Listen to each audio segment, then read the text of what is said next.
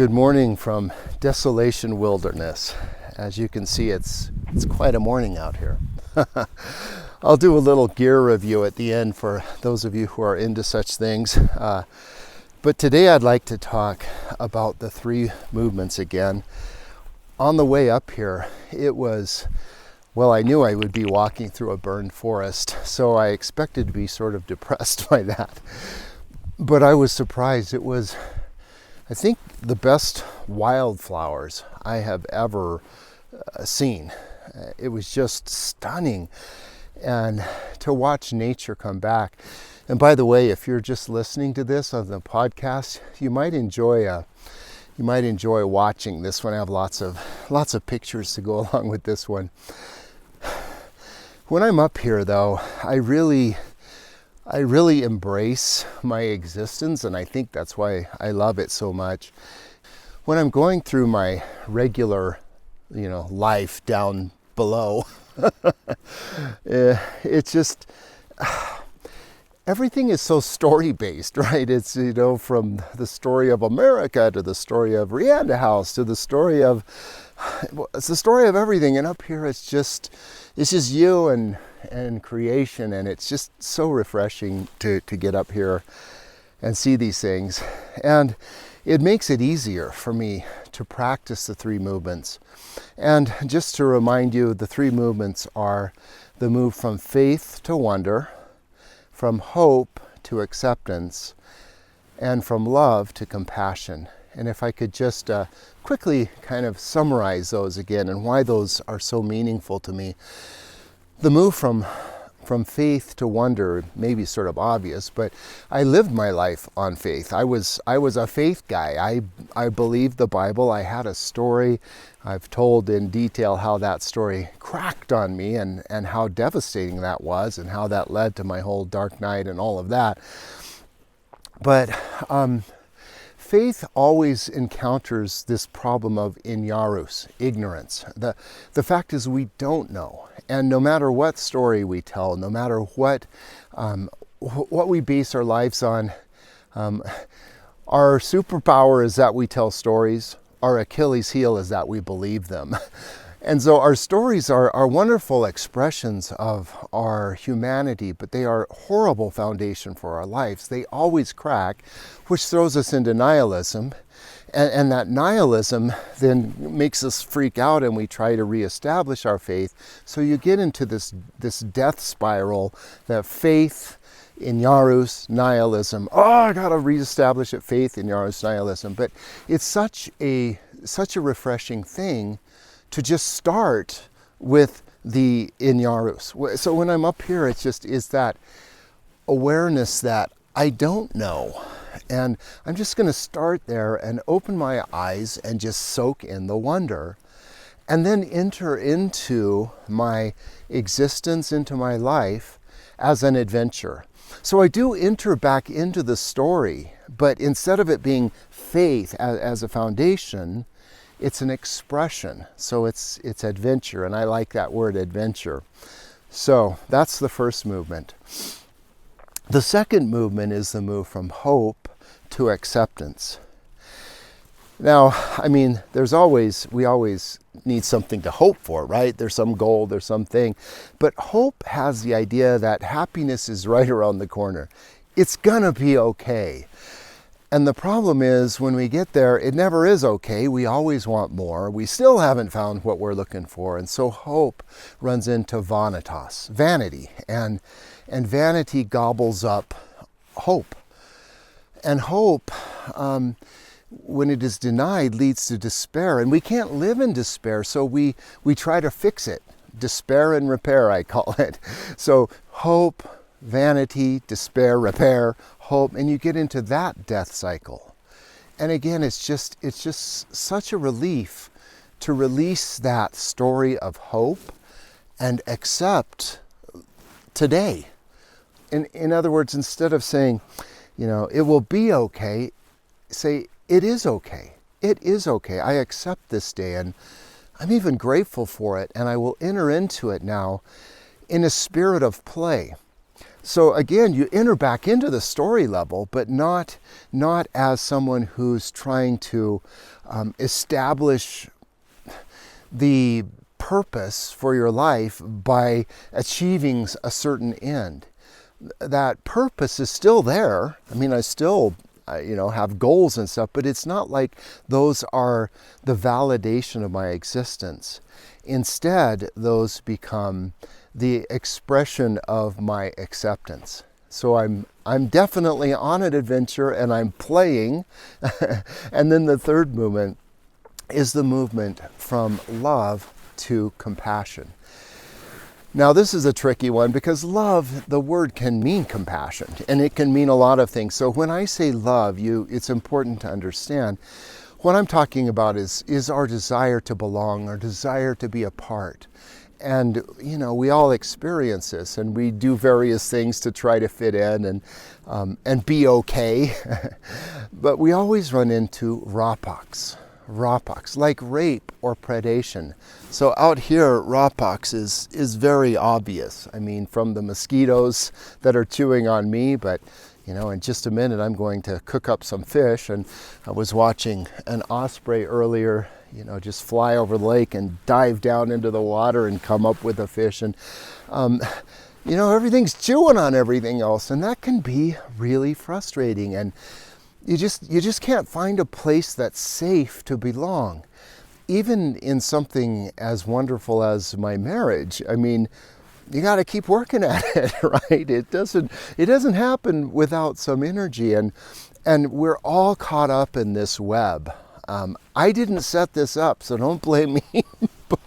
When God said kill and eat, evidently he accidentally hit CC all because it is a dog eat dog. Nature is red in tooth and claw, and that can just make you so frustrated. And we all dream of a world where the lion lies down with the lamb and everything's okay, but that's not the one we live in. And so rapax, the move is from love to compassion. So rapax can make me mad. It can lead me to a sense of alienation.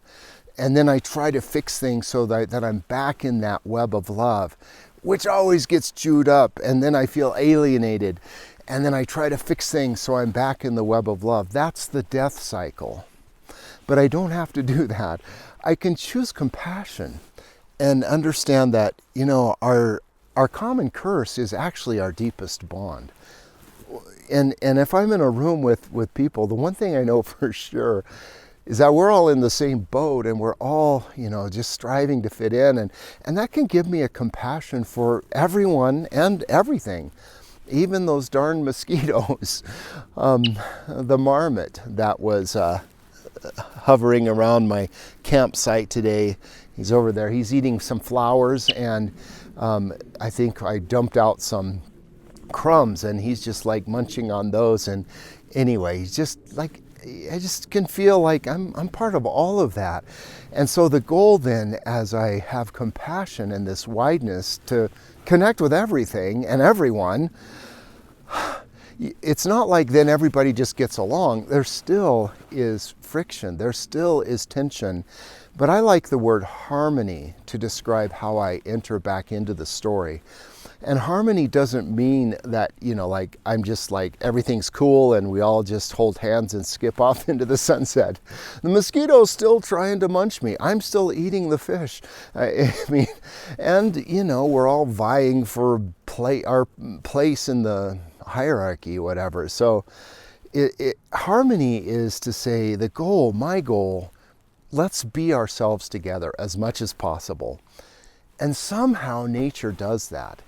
And I don't even get it. I mean, I'm just in awe when I look around at nature and how all these competing forces, geological forces, biological forces, the will to survive and all these things, they're all competing, and yet somehow it comes together in this harmony that is just stunningly, beautiful.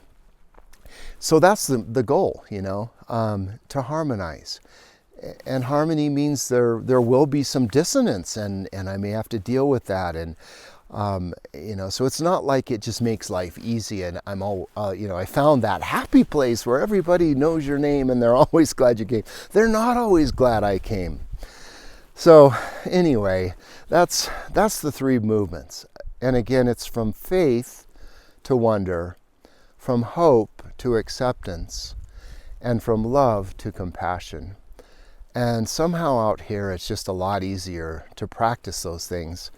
If you've been tracking with me over the last year and a half, you see that pattern. You see that, I've been trying to do that and understand that for a long time. And I'm working to create a course that will help people who want to move through the darkness, through the collapse of their story, to find this way of living that I call, life beyond belief.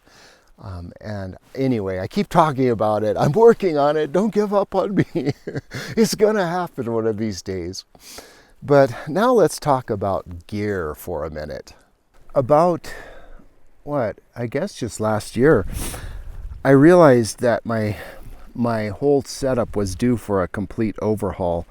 Everything that I have used in the past needed an upgrade, needed to be modernized. This happened once before. I used to use this old frame pack and these big old boots, and we would carry we wouldn't even carry a stove. We would carry actually a grate that we would put between two rocks. And then big upgrade for me happened in the 90s, and here we are in the 2020s, and I realize I'm 30 years behind again. But one of the things that has really been great has been going from big old hiking boots to these trail runners, and these are La Sportiva, and I like them. I think these are the ones I'm going to settle on. If you were tracking with me, you can you'll know that this is the fourth pair that I've tried. And I'm kind of a delicate thing, as you all know, of course, but my old heavy hiking boots were just like way overkill, and they're just heavy. They say a pound on your foot is like 10 pounds on your back. I don't know if that's true, but it definitely makes a difference to go to a lighter shoe. I tried at first the Nordas, I think the Norda 2s, which were obscenely expensive. Thankfully, I was able to return them because